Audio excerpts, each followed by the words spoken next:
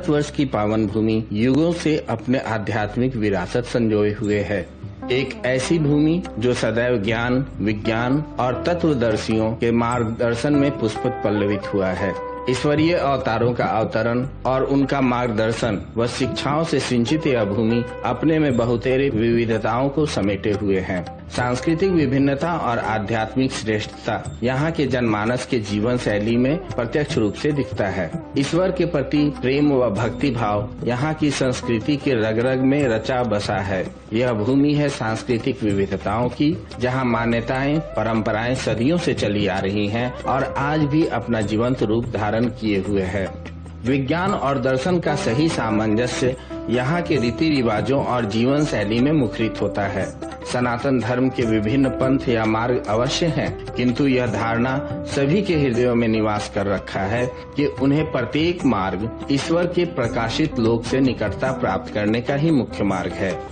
ओडिशा राज्य के पुरी में स्थित श्री जगन्नाथ मंदिर एक हिंदू मंदिर है जो भगवान जगन्नाथ को समर्पित है। जगन्नाथ का अर्थ होता है जगत के स्वामी और इनकी नगरी ही जगन्नाथपुरी या पुरी कहलाती है, जो कि भारतवर्ष के उड़ीसा राज्य के पूर्व में समुद्र तट पर स्थित है। इस मंदिर को सनातन धर्म के 4 धामों में से एक गिना जाता है। यह वैष्णव संप्रदाय का मंदिर है जो भगवान विष्णु के अवतार श्री कृष्ण को समर्पित है। इस मंदिर का वार्षिक रथ यात्रा उत्सव विश्व प्रसिद्ध है, जो सदियों से अनवरत रूप से चलती आ रही है। जगन्नाथ रथ यात्रा सनातन धर्मावलंबियों के लिए कोई इवेंट नहीं है, अपितु यह हमारी संस्कृति है, हमारे पूर्वजों द्वारा दी गई धरोहर है, हमारी परंपरा है जो प्रत्येक सनातनी के रग रग में बसा हुआ है। जगन्नाथ रथ यात्रा हमारे आस्था का वह केंद्र है जो कि भक्ति की लौ युग युगांतर से हमारे हृदयों में प्रज्वलित कर रखा है और सदैव ही रहेगा।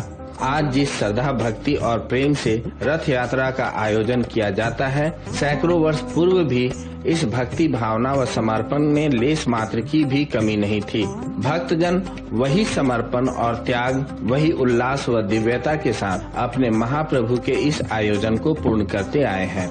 इस यात्रा में मंदिर के तीनों मुख्य देवता भगवान जगन्नाथ, उनके बड़े भ्राता बलभद्र और भगिनी सुभद्रा तीनों 3 अलग अलग भव्य और सुसज्जित रथों में विराजमान होकर नगर की यात्रा को निकलते हैं। श्री जगन्नाथ पहले नील माधव के नाम से पूजे जाते थे, जो भील सरदार विश्वासु के आराध्य देव थे।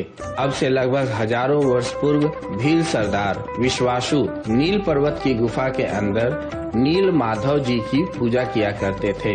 मध्यकाल से ही यह उत्सव अतीव हर्षोल्लास के साथ मनाया जाता रहा है। इसके साथ ही यह उत्सव भारत के अधिकांशतः वैष्णव कृष्ण मंदिरों में मनाया जाता है एवं यात्रा निकाली जाती है। श्री जगन्नाथ मंदिर वैष्णव परंपराओं और संत रामानंद से जुड़ा हुआ है, जो कि गौड़ीय वैष्णव संप्रदाय के लिए खास महत्व रखता है। इस पंथ के संस्थापक श्री चैतन्य महाप्रभु भगवान की ओर आकर्षित हुए थे और कई वर्षों तक पुरी में निवास भी किए थे। मंदिर के शिखर पर स्थित है चक्र और ध्वज। चक्र जो कि सुदर्शन चक्र का प्रतीक है। गंग वंश के हाल ही में अन्वेषित ताम्र पत्रों से यह ज्ञात हुआ है कि वर्तमान मंदिर के निर्माण कार्य को कलिंग राजा अनंत वर्मन चोड़गंग देव ने आरंभ करवाया था। मंदिर के जगमोहन और विमान भाग के इनके शासन काल 1078 से 1148 के मध्य बने थे। फिर 1197 में जाकर उड़िया शासक अनंग भीमदेव ने इस मंदिर को वर्तमान रूप दिया था। मंदिर में महाप्रभु जगन्नाथ जी की अर्चना सन 1558 तक होती रही। काला पहाड़ जो कि बंगाल सल्तनत का एक मुस्लिम जनरल था जो कर्रानी राजवंश के शासन में था, जिसका उल्लेख मुगल साम्राज्य रिकॉर्ड में किया गया है, जिसने कोणार्क मंदिर को तोड़ने के लिए अपनी सेना के साथ पुरी जगन्नाथ मंदिर पर हमला किया था। 15वीं और 17वीं शताब्दी के बीच कई बार मुस्लिम सेनाओं द्वारा मंदिर को नष्ट किए जाने का प्रयत्न किया गया। अफगान जनरल काला पहाड़ ने उड़ीसा पर हमला किया और मूर्तियां तथा मंदिर के भाग को ध्वंस किए और पूजा बंद करवा दी गई तथा जगन्नाथ जी के विग्रहों को गुप्त रूप में चिल्का झील में स्थित एक द्वीप में रखा गया।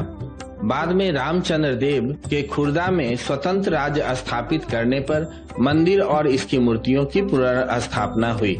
इस मंदिर के उद्गम से जुड़ी परंपरागत कथा के अनुसार भगवान जगन्नाथ के इंद्रनील या नीलमणि से निर्मित मूल मूर्ति एक अगरू वृक्ष के नीचे मिली थी। यह इतनी चकाचौंध करने वाली थी कि धर्म ने इसे पृथ्वी के नीचे छुपाना चाहा।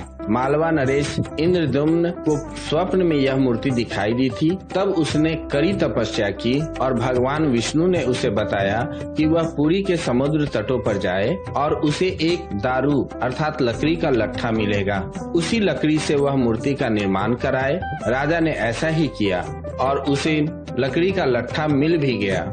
उसके बाद राजा को विष्णु और विश्वकर्मा बढ़ई कारीगर और मूर्ति के रूप में उसके सामने उपस्थित हुए, किंतु उन्होंने यह शर्त रखी कि वे 1 माह में मूर्ति तैयार कर देंगे, परंतु तब तक वह एक कमरे में बंद रहेंगे और राजा या कोई भी उस कमरे के अंदर नहीं आए। माह के अंतिम दिन में जब कई दिनों तक कोई आवाज नहीं आई तो उत्सुकतावश राजा ने कमरे में झांका और वह वृद्ध कारीगर द्वार खोलकर बाहर आ गया और राजा से कहा कि मूर्तियां अभी अपूर्ण हैं, उनके हाथ अभी नहीं बने थे।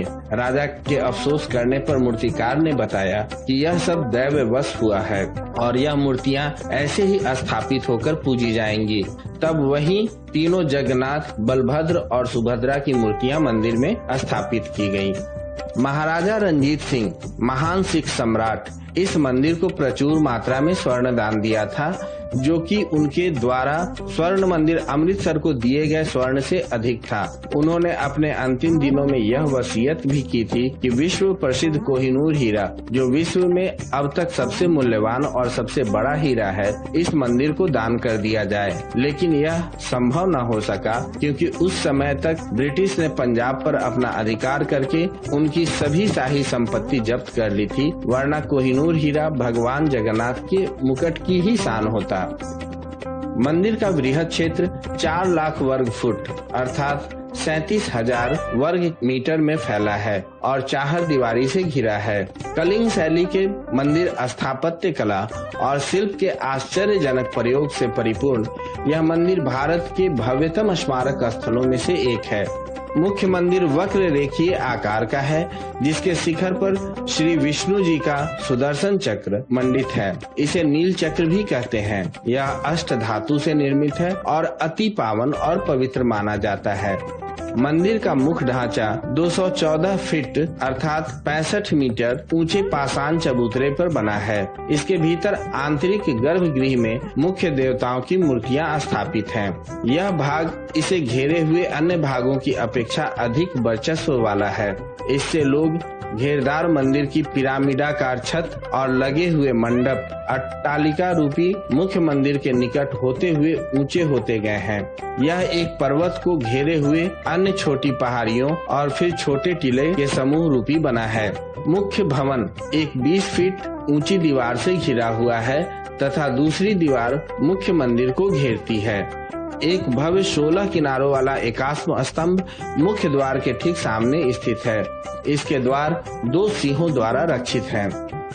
भगवान जगन्नाथ, बलभद्र और सुभद्रा इस देवी के मुख्य देव हैं। इनकी मूर्तियां एक रत्न मंडित पाषाण चबूतरे पर गर्भगृह में स्थापित है। इतिहास अनुसार इन मूर्तियों की अर्चना मंदिर निर्माण से कहीं पहले से की जाती रही है। संभव है यह प्राचीन जनजातियों द्वारा भी पूजित रही हो। जगन्नाथ धाम 4 वैष्णव धामों में से एक माना जाता है। उड़ीसा के पुरी में विराजमान भगवान जगन्नाथ को भगवान विष्णु के पूर्ण कला अवतार श्री कृष्ण का ही एक रूप माना जाता है। महाप्रभु जगन्नाथ को कलयुग का भगवान भी कहते हैं। पुरी में जगन्नाथ स्वामी अपनी बहन सुभद्रा और भाई बलराम के साथ निवास करते हैं। इसे श्री क्षेत्र, श्री पुरुषोत्तम क्षेत्र, शाक क्षेत्र, नीलांचल, नीलगिरी और श्री जगन्नाथपुरी भी कहते हैं। यहाँ लक्ष्मीपति ने तरह तरह की लीलाएं की थी। ब्रह्म और स्कंद पुराण के अनुसार यहाँ भगवान विष्णु पुरुषोत्तम नील माधव के रूप में अवतरित हुए और सबर जनजाति के परम पूज्य देवता बन गए।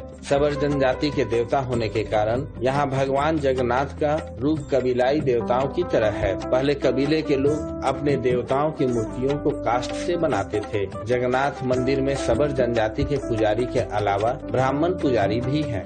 ज्येष्ठ पूर्णिमा से आषाढ़ पूर्णिमा तक सबर जाति दैतापति जगन्नाथ जी की सारी रीतियां करते हैं। भगवान जगन्नाथ के मंदिर में आज भी कई ऐसे चमत्कार होते हैं जिसका जवाब विज्ञान के पास भी नहीं है। भगवान जगन्नाथ और अन्य प्रतिमाएं उसी साल बदली जाती हैं जब साल में आषाढ़ के 2 महीने आते हैं। इस मौके को नव कलेवर कहते हैं। नई मूर्तियों का हिंदू विधिवत तरीके से स्थापना किया जाता है। मूर्ति बदलने की इस प्रक्रिया से भी कई रोचक किस्से जुड़े हैं। इस विधि के दौरान मंदिर परिसर के साथ लगते क्षेत्र में बिजली काट दी जाती है और पूरा परिसर अंधेरे में डूब जाता है। मुख्य पुजारी के आंखों पर पट्टी बांधी जाती है। कपाट के बाहर जवान तैनात होते हैं और मंदिर के भीतर जाने की किसी भी सूरत में अनुमति नहीं मिलती। केवल मुख्य पुजारी को ही प्रवेश करने की अनुमति होती है जो मूर्ति बदलते हैं। पुजारी के हाथ में दस्ताने होते हैं। वे पुरानी मूर्तियों से ब्रह्म पदार्थ निकालता है और नई मूर्तियों में डाल देता है। ये ब्रह्म पदार्थ क्या है, आज तक किसी को पता नहीं चल पाया। इसे आज तक किसी ने नहीं देखा, पर इससे जुड़ी कई सारी किंवदंतियां हैं और रोचक किस्से हैं। इस ब्रह्म पदार्थ का संबंध भगवान श्री कृष्ण से है, मगर आज तक कोई भी पुजारी ये नहीं बता पाया कि महाप्रभु जगन्नाथ की मूर्ति में आखिर ऐसा क्या है। कुछ पुजारियों का कहना है कि जब हमने हाथ में उसे लिया, उछलने जैसा प्रतीत हुआ, मानो जैसे खरगोश उछल रहा हो या दिल धड़क रहा हो। ब्रह्म पदार्थ को लेकर सभी के मन में कई सवाल हैं, जिसका जवाब आज तक किसी को पूर्णता नहीं मिल पाया। जगन्नाथ की यात्रा दुनिया की सबसे बड़ी रथ यात्रा मानी जाती है। हर साल आषाढ़ माह के शुक्ल पक्ष की द्वितीया तिथि को जगन्नाथ भगवान जी की पुरी में रथ यात्रा निकाली जाती है। रथ यात्रा में भगवान जगन्नाथ के अलावा उनके बड़े भाई बलराम और बहन सुभद्रा का रथ भी निकाला जाता है।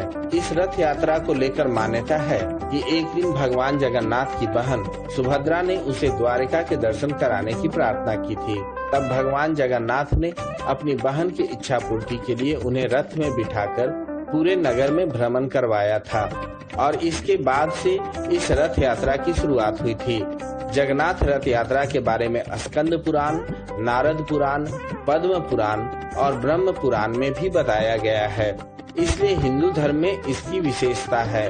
रथ यात्रा के लिए भगवान बलराम, श्री कृष्ण और देवी सुभद्रा के लिए 3 अलग अलग रथ निर्मित किए जाते हैं। सबसे आगे बलराम जी का रथ, उसके बाद बीच में देवी सुभद्रा का रथ और सबसे पीछे भगवान जगन्नाथ श्री कृष्ण का रथ होता है।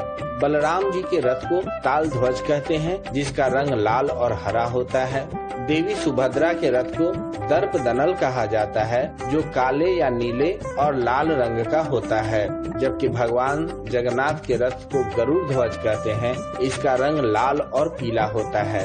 इन रथों के निर्माण में किसी भी प्रकार के कील या अन्य किसी वस्तु या धातु का प्रयोग नहीं होता। रथों के लिए काष्ठ यानी लकड़ी का चयन बसंत पंचमी के दिन से ही शुरू होता है। जगन्नाथ मंदिर से रथ यात्रा शुरू होकर यह रथ गुड़िंचा मंदिर पहुंचते हैं। यहाँ भगवान जगन्नाथ, बलभद्र और देवी सुभद्रा 7 दिनों के लिए विश्राम करते हैं। भगवान जगन्नाथ के दर्शन को आड़प दर्शन कहा जाता है। जगन्नाथ मंदिर भारत के सबसे प्रतिष्ठित मंदिरों में से एक है। हर साल लाखों श्रद्धालु यहाँ दर्शन के लिए आते हैं। इस मंदिर से कई अनसुलझे विज्ञान, रहस्य और चमत्कार भी जुड़े हुए हैं, जिनका कोई वैज्ञानिक कारण नहीं है। इतिहासकार और वैज्ञानिकों ने यहाँ तक कि पुजारी और आम लोग भी इतने सालों से इन रहस्यों को सुलझाने की कोशिश कर रहे हैं, लेकिन यह अब तक एक रहस्य ही बना हुआ है और कोई समर्थ नहीं हो पाया है। यह देखा जाता है कि जगन्नाथ मंदिर की शिखर पर लगा झंडा सदैव जिस दिशा से हवा बहती है उसके विपरीत दिशा में ही फहरता है। यह जगन्नाथ मंदिर से जुड़ा एक दिलचस्प दिनचर्या है कि इस अनुष्ठान में एक पुजारी जगन्नाथ मंदिर के गुम्बद पर चढ़ता है, जो करीब 45 मंजिला इमारत जितना ऊंचा है, और हर दिन मंदिर का झंडा बदलता है। माना जाता है कि अगर किसी दिन ऐसा नहीं किया गया तो मंदिर अगले 18 सालों के लिए बंद हो जाएगा।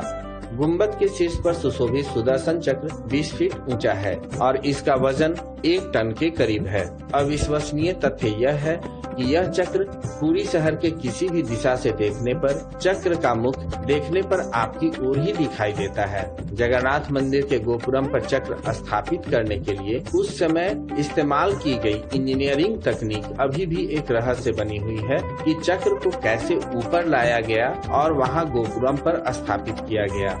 यह एक वैज्ञानिक सिद्धांत है। तटीय क्षेत्रों में दिन के समय हवा समुद्र से जमीन की ओर बहती है और शाम के समय जमीन से समुद्र की ओर।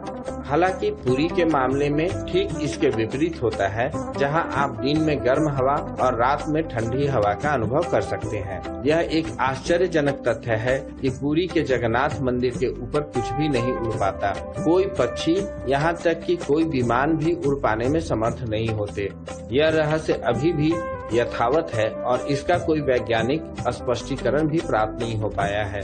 जगन्नाथ मंदिर का निर्माण इस तरह से किया गया है कि आप किसी भी समय मंदिर के मुख्य गुंबद की छाया नहीं देख सकते। यह इंजीनियरिंग का एक चमत्कार ही है। मंदिर के रसोई घर को दुनिया का सबसे बड़ा रसोई घर माना जाता है।